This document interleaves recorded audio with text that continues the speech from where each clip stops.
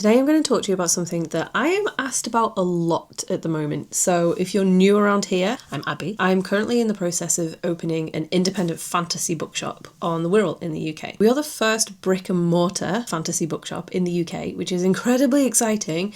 But I'm getting a lot of people ask me how I choose the books that we're going to stock. So we're going to talk about that today. So I'm going to talk to you about three things. One is how I am choosing the initial first giant order that we're going to place for the bookshop.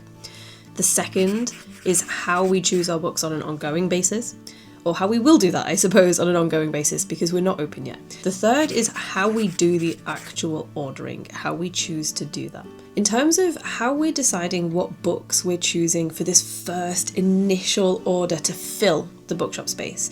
So for context, we have very high ceilings in our bookshop. We also have very big windows. So it does take up quite a lot of space from a window point of view. On one side of the bookshop, our longest wall, we have 6 floor to ceiling, which is just shy of 3-meter bookshelves. They're about 1 meter wide each. So you can imagine how many shelves we've put on there. I can't tell you exactly how many because Liam is doing the measurements for that. It's the one thing I don't have any control over really. On the opposite side, we then have another set of shelves and there are 3 sets of 1 meter shelves. And then we have some central units within the bookshop as well. So the tops of these units will mostly be for our other products, but the sides will have books on. And we also have one unit that sort of sticks out into the middle, making 2 little cozy nooks. And that has books on the front and the back and the top as well. So how we're deciding which books we want to stock. Firstly, all of my favourites. I'm a big fantasy reader, obviously, that's why I'm opening a fantasy shop. I've been reading mostly fantasy for the majority of my life, I would probably say. It's just always the genre that felt right to me. We've then expanded that into the team and the team's favourites. So Beth and Georgina and Liam and others that kind of come and leave within the team. We've been asking their favourites. We have existed for about 7 years outside of this bookshop. We've been online for 7 years. Part of our online existence, we also have a membership. We have a secret society membership and we have a new version of our membership which is called the Acolytes. We've reached out to everyone there, we've given them the opportunity to tell us what books they would like us to stock, and we have then asked our audience on Instagram, which is our biggest platform, we've asked everybody there what they would like us to stock as well. So that was the first thing that we did, and that felt like a very good idea at the time, but the reality of the administration of that, because everyone was firing us all of these things in totally different ways, so we were then having to collate those into a giant spreadsheet. So that is where our order exists at the moment, is in a giant spreadsheet. Where I wanted it to live was in a nice neat shopping basket, but that's not the way you order books. So I'll come back to that after. So at the moment we have this giant spreadsheet that has all of the different books that we want to buy, the number of them, the discount we get, their retail price, their release date, the ISBNs. It's a bit over the top if I'm honest, it's a little bit overwhelming, but that's what we have to do for our first order. So in terms of how we're deciding which books make the cut, firstly, it has to be fantasy. Now, this has caused quite a lot of controversy over on TikTok especially, that we're not going to be stocking science fiction, or that we're not going to be stocking horror, or any of those other genres that kind of dip their toe into fantasy. I wholeheartedly agree that there's a lot of grey area. You know, there are some books that are in a grey area between fantasy and another genre. And for those books, we're taking it on a case-by-case basis. However, there is a structure to fantasy that makes it different to every other genre, and that is that there are magical elements. And the key difference between fantasy and science fiction is that fantasy, the world is based on magic that doesn't necessarily have an explanation, whereas sci-fi, it is based on science. Even if it's a science within that book and that world, even if it's their own science-based theory, it still has a science behind it. So we're stocking fantasy, we're not stocking science fiction. The other thing we are not stocking is graphic novels. That would have been a really lovely addition and it definitely would have fit with us. However, we are super fortunate that a few doors down from us, we have a new comic book shop that opened a few weeks ago and they're amazing. So we are checking in on some things and I've definitely suggested some graphic novels for them that tie nicely with some of the books that we're stocking and vice versa. In terms of which fantasy we're going to stock, everything. Absolutely everything. Yes, our shop isn't huge. That's a lot of space for just one genre. We will have more fantasy in our independent bookshop than we will have in our local Waterstones. I'm very, very proud of that and very excited about that. So we will be stocking all different types of fantasy. We are splitting those into our own genres purely because we have to still organise the shop in some way and I don't think that it should strictly be A to Z. We are choosing romantasy, high/epic fantasy. We have dark fantasy. Our dark fantasy section is going to be a little bit more vague in terms of what it stocks. It might not necessarily be that it's a dark fantasy title, but everything within our dark fantasy section is probably going to have some sort of warning with it. So it's either strictly dark fantasy, it could be dark academia or something more gothic.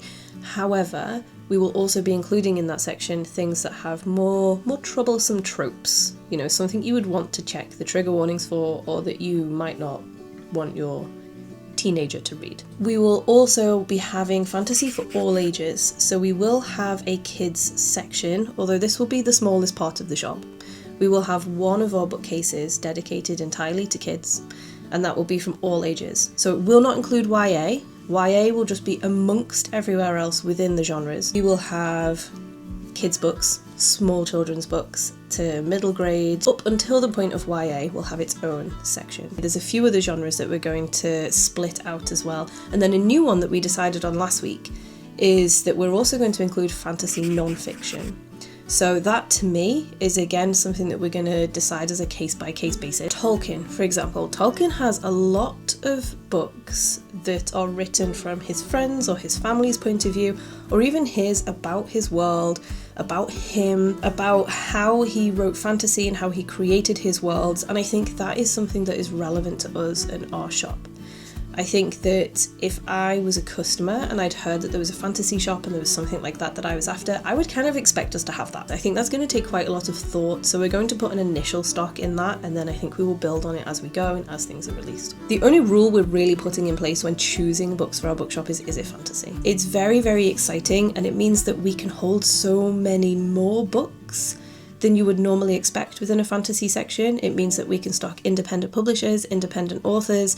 We will be getting to that later in the year once we're already open because it's a much more complicated process to actually purchase those books and I can only do so many things at once. So we're putting that kind of on the back burner until later this year, but we will be having a whole independent section. So in terms of the process of actually choosing those books, from a back catalogue point of view, I've been reaching out to a lot of different publishers and I've been trying to find their local sales rep, I guess, and I've been having the conversation with them that we're opening a fantasy exclusive bookstore and what are their fantasy bestsellers, what are their up and coming titles that they're excited for, and I've been getting on all of their newsletters, all of their mailing lists, especially when it comes to independent exclusives or special editions and signed editions. I want to make sure that we are first in line to get those editions because I know that particularly within the fantasy genre that is something that our customers are going to want. I've had a lot of help from different publishers in getting the information to me, and then in terms of future releases and everything that's coming, all of those mailing lists that I'm on, we're part of the Booksellers Association, we subscribe to the Bookseller magazine, lots of other micro touch points like that where I'm getting information in front of my eyes and in front of the team for upcoming releases.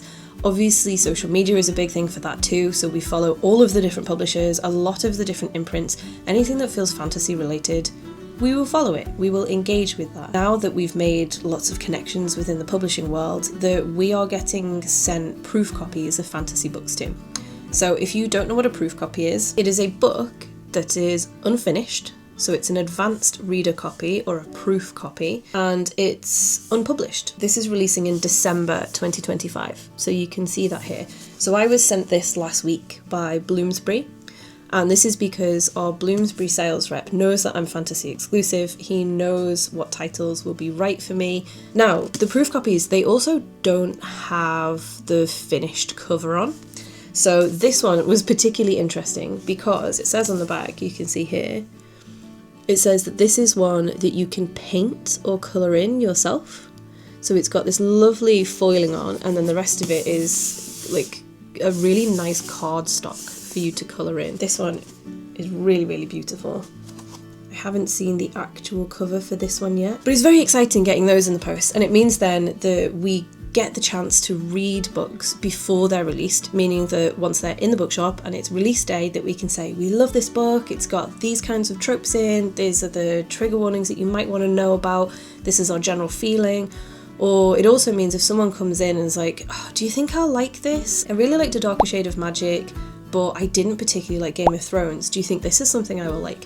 We will already have that information to be able to say, yes, this is so the book for you, or maybe try this one instead. So Thorn Season is one that we are about to announce a pre-order for, and this is a really cool pre-order campaign for us actually, because we have tote bags and bookmarks for everybody that pre-orders it with us, which is really, really cool. The actual order processing itself, this is one of those things that everybody does differently. I think each bookshop has their own preference as to how they prefer to do it, and each publisher or each wholesaler has their own way of doing it.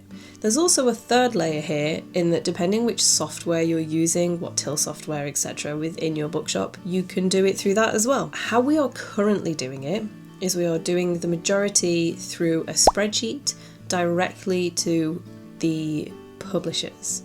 Now that is not the easiest way by any means, but because our till systems aren't set up yet, that is the best way for us. If we were going straight to a wholesaler, so Gardner's or Ingram, then it would be a little bit easier than that because it does work in a bit more of a visual basket kind of way. However, we get a much better discount if we go to the publishers directly. Once we're in the bookshop and the bookshop is open, on an ongoing basis, how we will then order books, we are going to be using Batchline within the bookshop.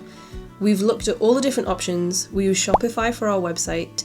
We've looked at GardLink as well, which is Gardner's, the wholesaler's version of bookselling software. But having compared all of the options, the best option for us is to have a Shopify till system and to then use Batchline as almost a reporting software on a different computer. I know it sounds a bit backwards and it sounds a little bit manual, but of all the options, trust me, this is the absolute best option for us. We are hoping that eventually Batchline will just integrate with Shopify. What that then means with Batchline is that we can order the books directly through there. So we can see all of the analytics of what book has been selling, what book hasn't been selling, whether something needs to be returned, whether something's about to sell out and we need to reorder, whether something's consistently selling out and we need to reorder, and lots of other information like that. So we can look at those analytics, we can press order this now, and we can then choose whether to order it from our publishing contact or through Gardner's or any of the other options available. But for now, for this initial filling of the shop, we have to do it in a much more manual way, which is a shame really, because I don't have a very listy brain, I have a very visual brain. So I'm having to use lots of different color coding, lots of different icons and things, just so that I can visualize what this colossal spreadsheet is actually talking about. So how you order books, where you order them from, the books that you choose, the till systems that you use, all of those things are so personalised to the bookseller and to the bookshop. Everybody just does it differently.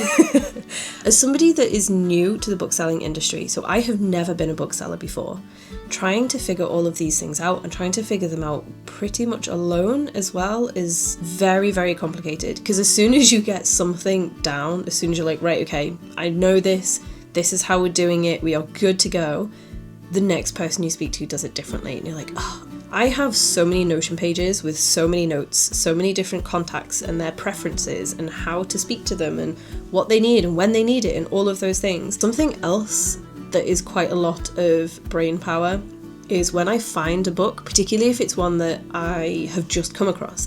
I might just come across a book and then realise that actually it's part of a series, and that series has a history already, and I then need to find the back ones and source those and make sure the editions match.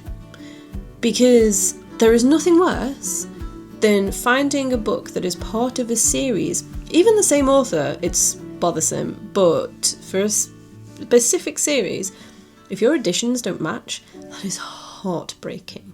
After having the bookshop for years, it will be second nature, but for now, it is a long process to figure out all of the nuances within this industry. But it's very exciting.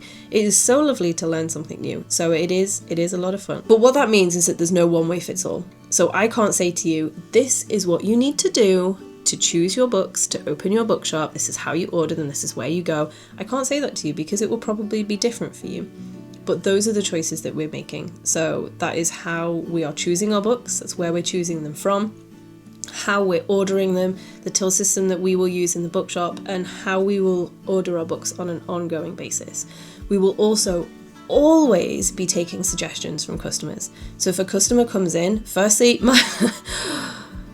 I am losing sleep over the idea of a customer coming in and being like, oh my gosh, where's your copy of this? And I'm like, I don't have that. That will happen because people are going to come in and they're going to know books that I haven't found yet. But I feel like that is going to happen with The Hobbit. You know, I feel like that's going to happen with such a huge staple fantasy book that I'm going to be like laughed out of town. I'm having genuine nightmares about that. So if I don't have something really obvious when we open, please be kind. Just bear in mind that every single book in that shop, the hundreds, if not thousands of books in our bookshop, I will have personally selected. Please bear in mind if I've forgotten one, it was never intentional. And I will lose sleep over it, and I will be sad, and I will immediately go and order that book.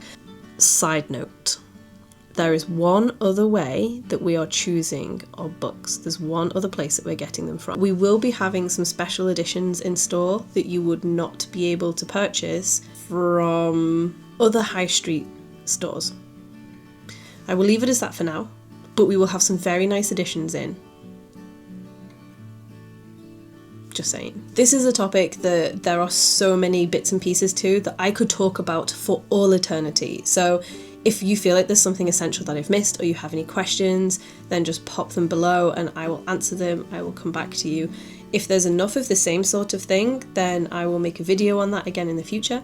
But otherwise, if you want to follow along with our bookshop journey, I'm going to be sharing all these little bits and pieces as to how we are building our bookshop, as well as vlogs behind the scenes of the actual physical building of the bookshop. Currently it is a very dusty mess, but there will be a turning point. There will be a turning point in the not too distant future where we lay our beautiful floors and we put in our bookshelves and we start filling those shelves, and it is going to be heavenly. So please do subscribe if you want to follow along with that journey, or if you want some other how to open a bookshop tips. So until next time, bye!